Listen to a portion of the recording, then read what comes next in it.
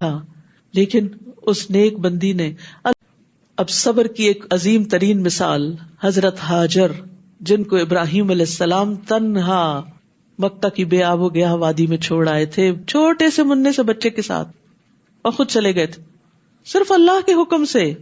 نہ وہاں کھانا تھا، نہ پانی تھا، نہ کوئی ٹھکانا تھا، نہ کوئی گھر تھا، نہ کوئی دھوپ سے بچنے کی جگہ تھی، اور نہ رات کو سونے کے لیے کوئی بیڈ روم تھا، کچھ بھی نہیں تھا. لیکن اس نیک بندی نے اللہ کے حکم سے صبر کیا اور خوشی خوشی وہ دن کاٹے، تنہا بچے کے ساتھ نہیں. آج آپ دیکھیں کہ جو سنگل مدرز ہوتی ہیں ان کی زندگی کتنی مزریبل ہو جاتی ہے، صرف یہ سوچ سوچ کے کہ ہمارے ساتھ یہ کیوں ہو گیا. لیکن یاد رکھیے ہر چیز کسی حکمت کے تحت ہوتی ہے، کوئی وجہ ہوتی ہے. اللہ تعالیٰ زندگی میں آپ کو کچھ دینا چاہ رہے ہوتے ہیں. جب کچھ لیا جاتا ہے تو ایسا نہیں صرف لیا جاتا ہے، اس کے بدلے کچھ دیا بھی جاتا ہے. ان مع العسر یسرا بھی ہوتا ہے. تو اگر کسی پر ایسی کوئی تکلیف آ جائے تو وہ حضرت ہاجر کی کہانی یاد رکھے کہ انہوں نے وہ تنہا وقت کیسے گزارا تھا، انہوں نے بچے کی تربیت کیسے کی تھی. آج کی مائیں ہر وقت یہی رونا روتی رہتی، باپ تربیت میں کوئی حصہ نہیں ڈالتا، وہ بچوں کو کچھ نہیں کہتا، سارا کچھ مجھے ہی کرنا پڑتا ہے، مجھے ہی سمجھانا ہوتا ہے، مجھے ان کے ٹینٹرمز دیکھنے ہوتے ہیں. نہیں، سارا اجر بھی تو آپ ہی کے لیے ہے. لمحے لمحے پر اجر ہے اس صبر پر، اس تربیت پر، اس تکلیف پر. تو جو لوگ اللہ کی خاطر یہ صبر کر جاتے ہیں پھر اللہ ان کے قدموں کے نشانوں کو بھی یادگار بنا دیتا ہے. جس طرح ہاجرہ علیہ السلام کے قدموں کے نشان صفا مروہ میں جو پڑے، آج بڑے بڑے لوگ اس کی پیروی کرتے ہیں.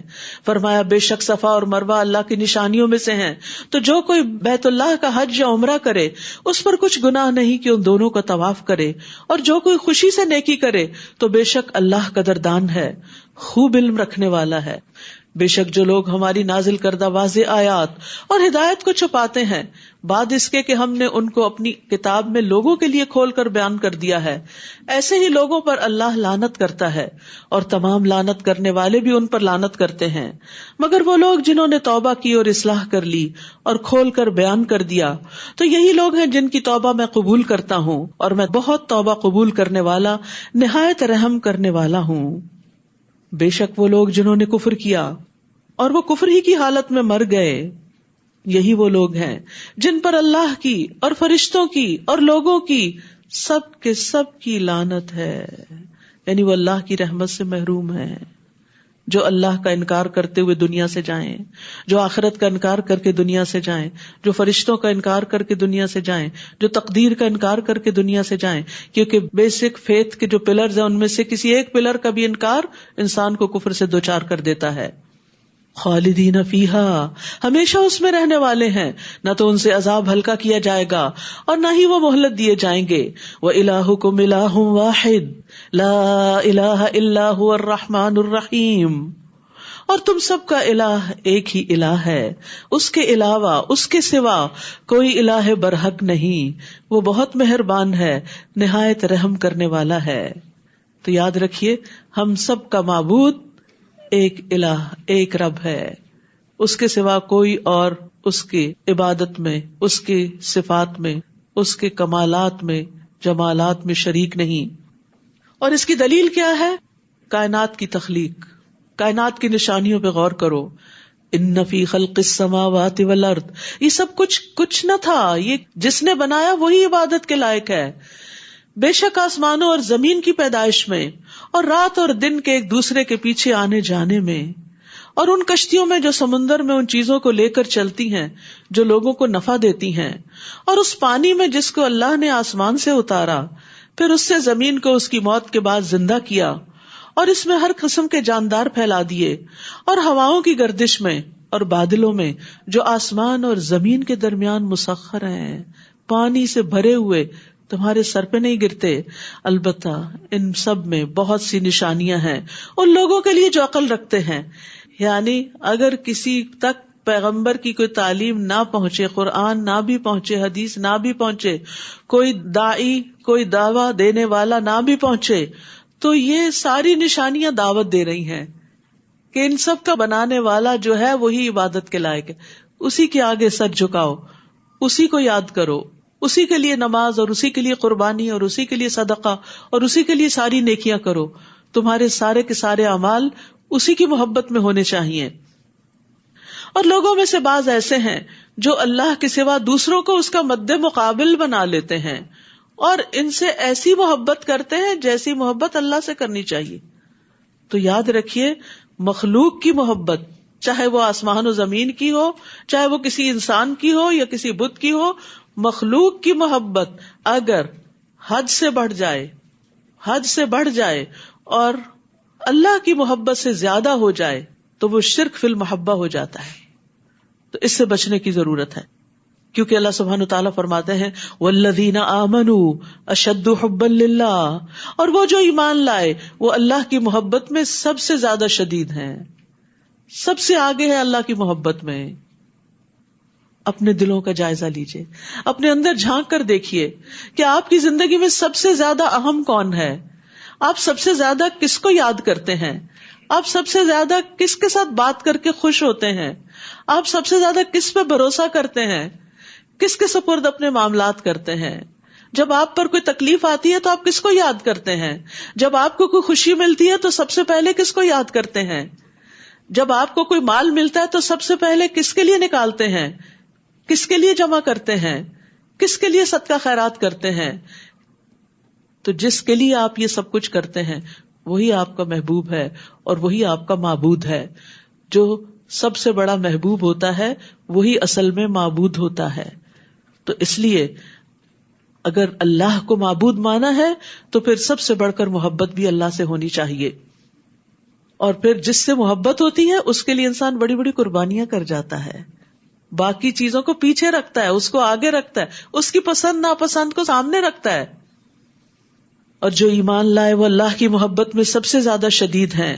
اور کاش دنیا میں دیکھ لیں وہ لوگ جنہوں نے ظلم کیا، وہ جب عذاب دیکھیں گے کہ قوت ساری کی ساری اللہ ہی کے لیے ہے اور بے شک اللہ شدید عذاب دینے والا ہے.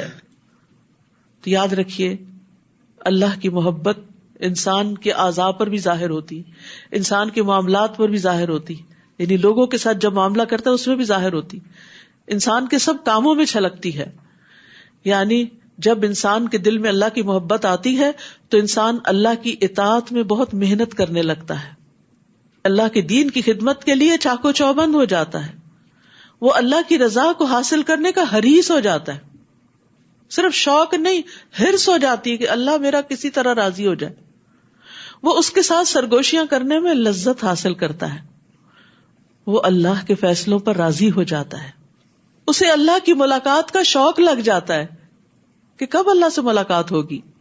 اسے اللہ کے ذکر سے انس حاصل ہوتا ہے، اس کے ذکر کے بغیر اس کو وحشت ہونے لگتی ہے. وہ لوگوں سے دور بھاگتا ہے تاکہ تنہائی میں اللہ کو یاد کر سکے. وہ تنہائیوں کو پسند کرتا ہے، اس کے دل سے دنیا کی محبت نکل جاتی ہے، اس کے دل میں ہر اس شخص کی محبت آتی ہے جو اللہ سے محبت کرتا ہے. قدرتی طور پر وہ اس شخص کی طرف کھینچنے لگتا ہے جو اللہ سے محبت کرتا ہے. اس کے دل میں اس کام کی محبت آ جاتی ہے جو اللہ کا پسندیدہ کام ہوتا ہے. وہ اللہ کو سارے کے سارے غیر اللہ پر ترجیح دیتا ہے. پھر فرمایا استبرأ الذین اتبعوا من الذین اتبعوا، جب بیزار ہو جائیں گے وہ لوگ جن کی پیروی کی گئی ان لوگوں سے جنہوں نے پیروی کی تھی. یعنی جن لوگوں سے وہ شدید محبت کرتے تھے وہ قیامت کے دن بیزاری دکھائیں گے اور وہ عذاب دیکھ لیں گے اور ان کے تعلقات رشتے سب ختم ہو جائیں گے، کوئی کسی کے کام نہ آئے گا. اور جنہوں نے پیروی کی وہ حسرت سے کہیں گے کاش ہمارے لیے ایک بار دنیا میں واپسی ہو. تو جس طرح یہ ہم سے بیزار ہو رہے ہیں ہم بھی اسی طرح ان سے بیزار ہوں. اس طرح اللہ ان کے اعمال ان پر حسرتیں بنا کر انہیں دکھائے گا اور وہ آگ سے نکلنے والے نہیں. یعنی نافرمان لوگ، شرک کرنے والے لوگ، دنیا کی محبت میں غرق اور غیر اللہ کی محبت میں غرق لوگ موت کے وقت بھی حسرت کا شکار ہوں گے اور قبر میں بھی حسرت کا شکار ہوں گے اور آخرت میں تو ہوں گے ہی ہوں گے. اس کے بعد اللہ سبحانہ تعالیٰ کچھ احکامات دیتے ہیں. سورۃ البقرہ بڑی جامع سورت ہے. حضرت عمر رضی اللہ عنہ نے یہ سورت 12 سال میں پڑھی تھی اور جس دن ان کی سورت مکمل ہوئی تھی انہوں نے ایک بہت بڑا اونٹ ذبح کیا تھا خوشی میں. پھر اس کے بعد ان کے بیٹے عبداللہ بن عمر نے یہ سورت 8 سال میں سمجھی تھی. ہم چاہتے ہیں 2.5 دن میں ہو جائے، چلیے نہ ہونے سے تو بہتر ہے، لیکن انشاءاللہ اس کے بعد ایک طویل عرصہ بھی اس کے ساتھ گزاریں انشاءاللہ، کیونکہ اس میں حلال و حرام بھی ہے اور اس میں عقیدہ بھی ہے اور اخلاق بھی ہے، یعنی دین کی ایک جامع شکل اگر سورۃ البقرہ پڑھ لی جائے تو دین پورا سمجھ میں آ جاتا ہے. یا ایھا الناس کلوا مما فی الارض حلالا طیبا، اے لوگو، سب کو بتایا جا رہا ہے، سب کے فائدے کی بات ہے، زمین میں جو بھی حلال اور طیب چیزیں ہیں کھاؤ، اور شیطان کے قدموں کی پیروی نہ کرو، بے شک وہ تمہارا کھلا دشمن ہے.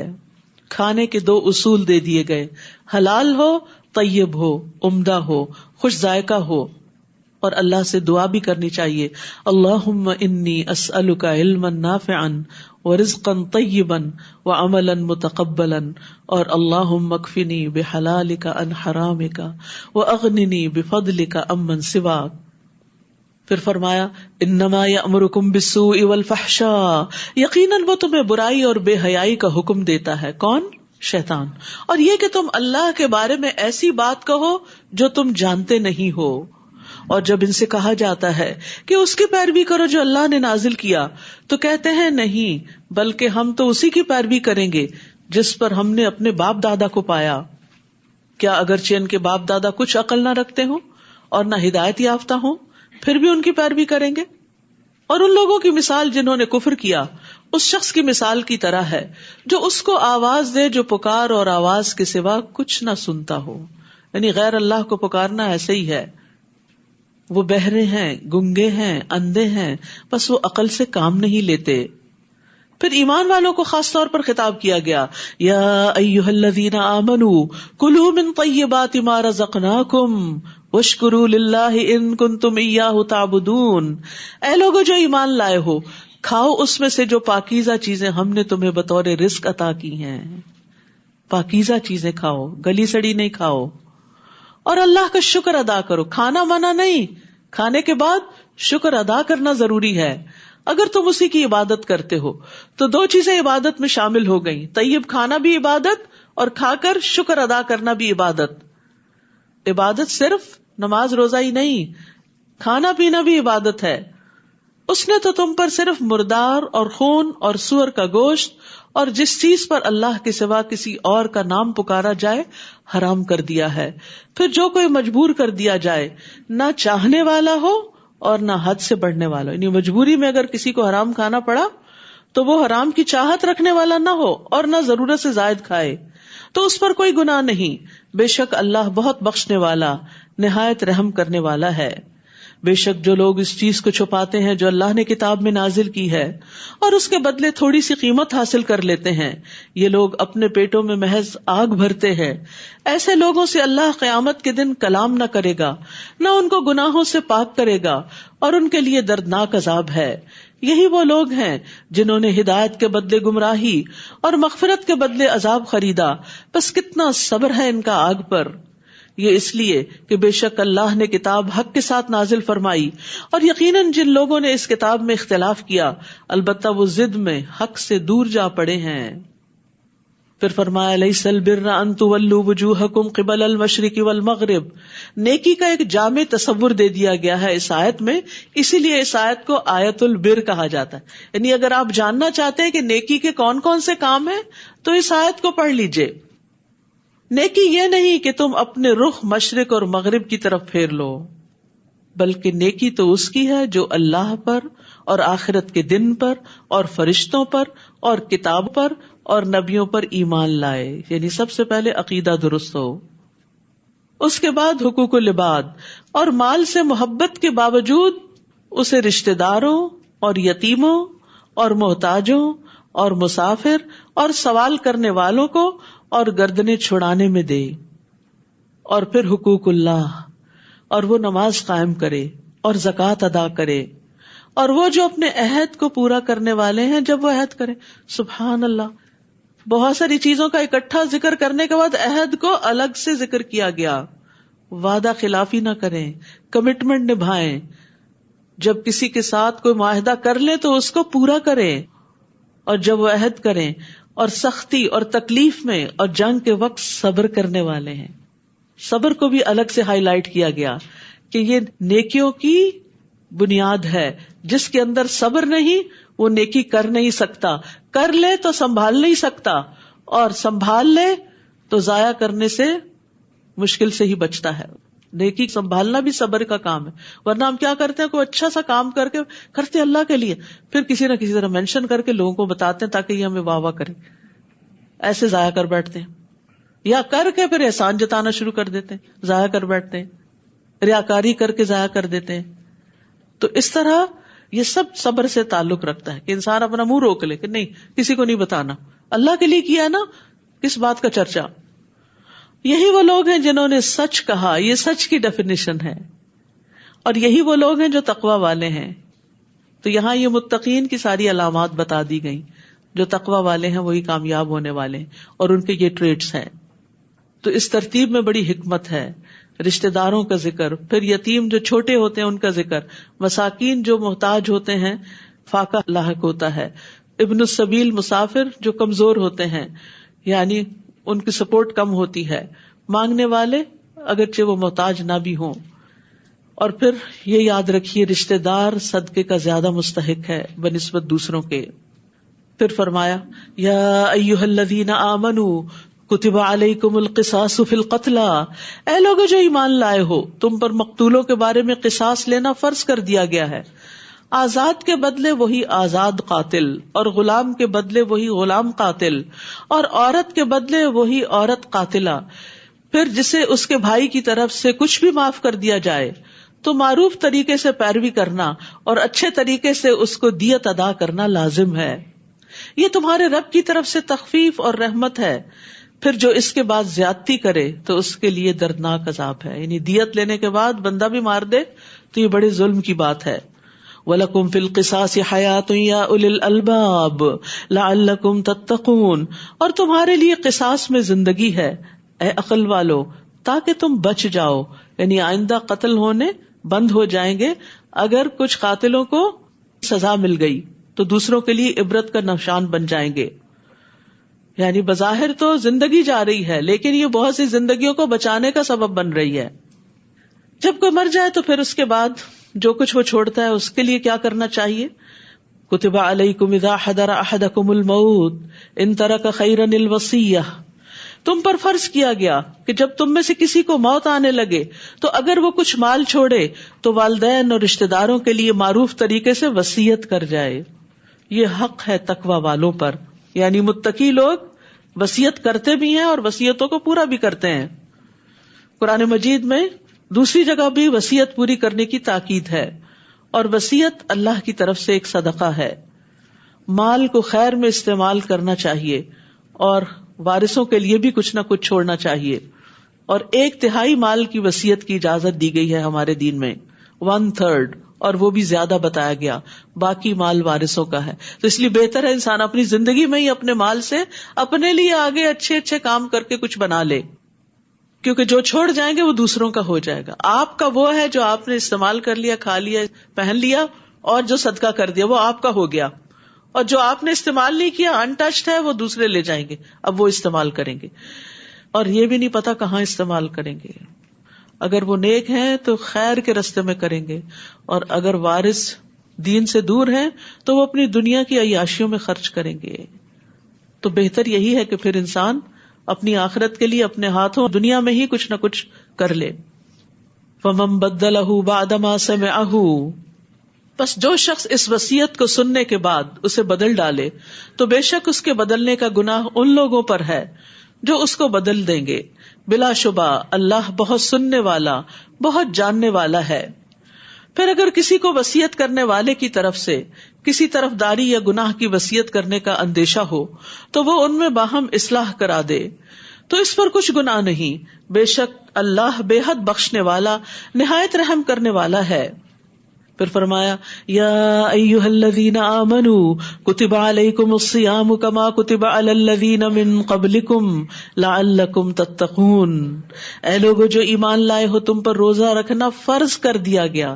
فرض عبادت ہے جس طرح تم سے پہلے لوگوں پر فرض کیا گیا تھا. کیوں فرض کیا گیا؟ تاکہ تم متقی بن جاؤ، تاکہ تم برے انجام سے بچ جاؤ. روزہ ایک کفایت کرنے والی عبادت ہے. ابو ذر سے مروی ہے، انہوں نے پوچھا اللہ کے رسول یہ روزہ کیا ہے؟ آپ نے فرمایا یہ ایسا فرض ہے جو آخرت میں کفایت کر دینے والا ہے، یہ سب سے منفرد عمل ہے، خیر کا دروازہ ہے، جو ایمان اور ثواب کی امید سے روزے رکھے اس کے اگلے پچھلے گناہ معاف کر دیے جائیں گے۔ روزے کا اجر اللہ کے ذمے ہے، روزے کو اللہ نے اپنے لیے خاص کیا، اور پھر یہ کہ روزہ تقوی پیدا کرنے میں ایک بہت اہم کردار ادا کرتا ہے، اور جس کے اندر تقوی آ جاتا ہے اس کے سارے کام آسان ہو جاتے ہیں۔ من یتق اللہ یجعل لہ من امرہ یسرا، اللہ اس کے کام آسان کر دے گا۔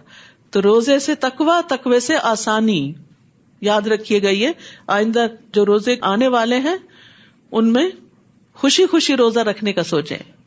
سارا سال نہیں ہے، فکر نہیں کیجیے، بس ایک ہی مہینہ ہے، 11 مہینے چھٹی ہے۔ ایام معدودات، گنتی کے چند دن ہیں، پھر جو کوئی تم میں سے بیمار ہو یا سفر پر ہو تو دوسرے دنوں سے تعداد پوری کر لے۔ گنتی پوری کرنا لازم ہے، قضا روزے رکھنے ضروری ہیں اگر بیماری یا سفر کی حالت میں، چاہے مینسز ہیں، چاہے نفاس ہے، کچھ بھی ہے۔ اور جو لوگ مشکل سے روزہ رکھنے کی طاقت رکھتے ہوں وہ ایک مسکین کا کھانا فدیہ دے دیں۔ بس جو کوئی خوشی سے نیکی کرے تو وہ اسی کے لیے بہتر ہے۔ ایک وقت کا کھانا لازم ہے، 2 وقت کا دے دیں تو بہت اچھا ہے۔ اور یہ کہ تم روزہ رکھو تمہارے حق میں یہ بہتر ہے، یعنی ڈر کے روزہ چھوڑ کے فدیے کی طرف نہیں جاؤ، بلکہ روزہ رکھو، یہ تمہیں زیادہ فائدہ دے گا۔ ہو سکتا ہے وہ بیماری ہی چلی جائے جس کے ڈر سے تم روزہ چھوڑ رہے ہو۔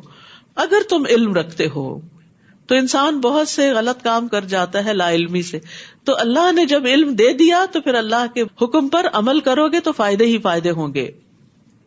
شہر رمضان الذی انزل فیہ القرآن، رمضان کا مہینہ وہ ہے جس میں قرآن نازل کیا گیا۔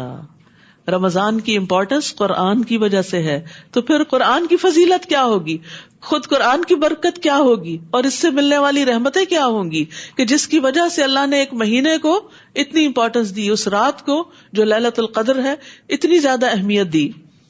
ہدایت ہے لوگوں کے لیے اور روشن دلائل ہے ہدایت اور حق کو باطل میں فرق کرنے کے لیے۔ تو جو کوئی تم میں سے اس مہینے کو پائے اسے چاہیے کہ اس کے روزے رکھے، اور جو بیمار یا سفر میں ہو تو دوسرے دنوں سے تعداد پوری کر لے۔ اللہ تمہارے لیے آسانی چاہتا ہے اور وہ تمہارے لیے تنگی کا ارادہ نہیں رکھتا۔ اور تاکہ تم تعداد پوری کرو، یعنی رمضان میں روزے نہیں رکھ سکتے، بڑی مشکل ہو گئی، کوئی بات نہیں، چھوڑ دو، بعد میں رکھ لینا، یہ ہے آسانی، لیکن گنتی پوری کرنا، ڈنڈی نہیں مارنا۔ اور تاکہ تم اس پر اللہ کی بڑائی بیان کرو کہ سبحان اللہ، ہمارا رب کتنا عظیم ہے جس نے ہمیں یہ سہولتیں دے رکھی ہیں، اور اس بات پر اللہ کی بڑائی بیان کرو کہ اس نے تمہیں ہدایت بخشی، اور تاکہ تم شکر ادا کرو۔ تو روزہ رکھنے کا ایک مقصد تقوی کے علاوہ شکر بھی ہے۔ رمضان میں ایک اور خاص کام دعا کرنا، لیکن یہ صرف رمضان کے ساتھ خاص نہیں، عام دنوں میں بھی دعا کرنی چاہیے۔ وَإِذَا سَأَلَكَ عِبَادِي عَنِّي فَإِنِّي قَرِيبٌ أُجِيبُ دَعْوَةَ الدَّاعِ إِذَا دَعَانِ فَلْيَسْتَجِيبُوا لِي وَلْيُؤْمِنُوا بِي لَعَلَّهُمْ يَرْشُدُونَ۔ اور جب میرے بندے آپ سے میرے بارے میں سوال کریں، اللہ کے بارے میں سوال کریں، کہاں ہے ہمارا رب، قریب ہے کہ دور ہے، کہہ دیجئے بے شک میں قریب ہوں، میں پکارنے والے کی پکار کا جواب دیتا ہوں۔ سبحان اللہ، جب آپ یا اللہ کہتے ہیں تو اللہ تعالیٰ جواب دیتے ہیں، اللہ تعالیٰ پکار سنتے ہیں، وہ دعا قبول کرتے ہیں۔ میں پکارنے والے کی پکار کا جواب دیتا ہوں جب بھی وہ مجھے پکارے، جب بھی، جہاں، دیر اینڈ دین، دن ہو، رات ہو، صبح اور شام ہو، اٹھتے بیٹھتے لیٹتے چلتے پھرتے دوڑتے بھاگتے سفر کرتے گھر میں ہوتے ہوئے، رات کو آدھی رات پہ آنکھ کھل جائے، کسی بھی وقت جب بھی پکارو گے رب تمہاری پکار سنے گا۔ لیکن جواب کے لیے انہیں چاہیے کہ وہ بھی میرا حکم مانے۔ فَلْيَسْتَجِيبُوا لِي، کوئی بھی ریلیشن شپ 2 طرفہ ہوتا ہے، اگر آپ چاہتے ہیں کہ آپ کی بات سنی جائے تو آپ کو بھی بات سننی چاہیے۔ گھر میں بھی آپ دیکھیں کہ صرف آپ ہی بچوں کی مانتے جائیں اور وہ آپ کی کبھی نہ مانے، یا آپ ہی شوہر کی مانتے جائیں اور وہ آپ کی کبھی نہ مانے، سب کو یاد رکھنا چاہیے ہیلدی ریلیشن شپ چاہے بندوں کے ساتھ ہو یا اللہ سبحانہ تعالیٰ کے ساتھ، 2 طرفہ ریلیشن ہوتا ہے۔ کسی کو بھی فار گرانٹیڈ نہ لیں کہ وہ اگر آپ کے ساتھ احسان کرتا ہے، آپ کے ساتھ بھلا کرتا ہے تو بس وہ تو اس کو کرنا ہی چاہیے، وہ تو ماں باپ ہیں، ان کو کرنا ہی چاہیے، جواباً آپ کو بھی کرنا چاہیے. وہ تو میری بہن ہے، مجھ سے زیادہ امیر ہے، اس کو تو مجھ پہ خرچ کرتے ہی رہنا چاہیے. ہاں، کبھی آپ کو بھی اس پہ کچھ خرچ کرنا چاہیے.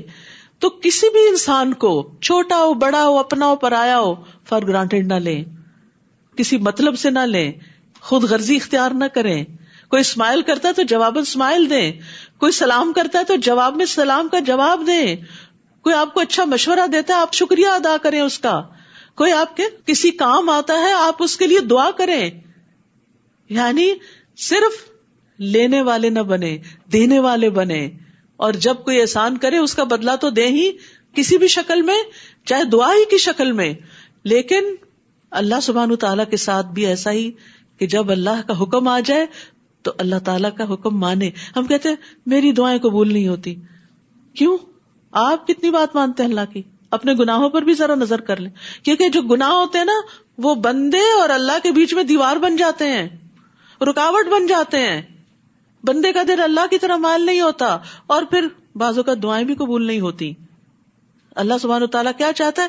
یہ بندہ کچھ عرصہ اور ذرا مشکل میں رہے تاکہ یہ اس گناہ کو چھوڑے، ریئلائز کرے، اور پھر اس کی دعا سنی جائے. تو اس لیے بہت ضروری ہے کہ ہم اگر چاہتے ہیں کہ ہم مستجاب الدعوات ہو جائیں تو پھر فَلْيَسْتَجِيبُوا لِي، اللہ کی بات مانیں اور اللہ کے احکامات کی پیروی کریں. فرمایا وَلْيُؤْمِنُوا بِي، اور مجھ پر ایمان رکھیں، اعتماد کریں، لَعَلَّهُمْ يَرْشُدُونَ، تاکہ وہ ہدایت پا جائیں.